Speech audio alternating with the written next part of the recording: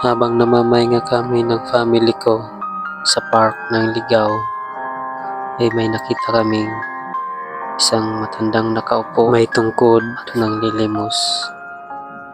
Ngunit wala pa lang sa kanya nagbibigay, kaya naisipan niyang tumayo. Gumit na salubungin sana ang mga tao para mapansin siya, maabutan ng kaunting tulong, pero hindi man lang siya pinansin at siya ay iniwasan lamang. Pero patuloy pa rin siyang naglakad at naghahanap, nagbabaka sakali na mabigyan siya. Ngunit bigo siya, kahit isa sa kanyang hiningian ay hindi man lang siya pinansin. Kaya yung time na nakaupo siya, minabuti namin na lapitan siya at abutan ng konting tulong. At tinanong namin siya kung nakarami na siya, pero wala daw sa kanya nagbigay.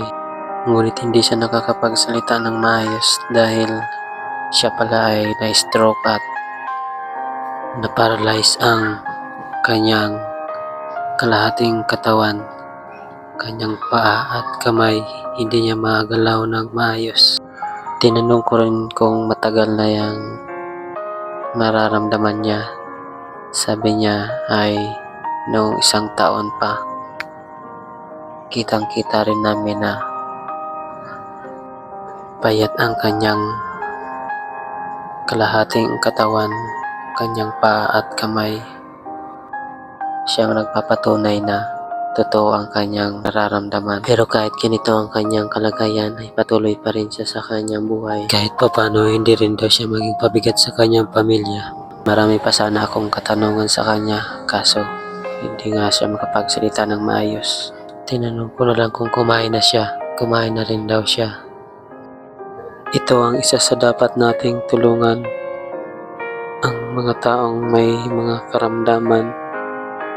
Kaya't kung sakaling makakita man tayo sa daanan ng ganitong sitwasyon, ay huwag po tayong mahihiya na bigyan o abutan kahit piso man lang, dahil wala na silang choice sa kanilang buhay kundi ang maghingi na lang sa daan.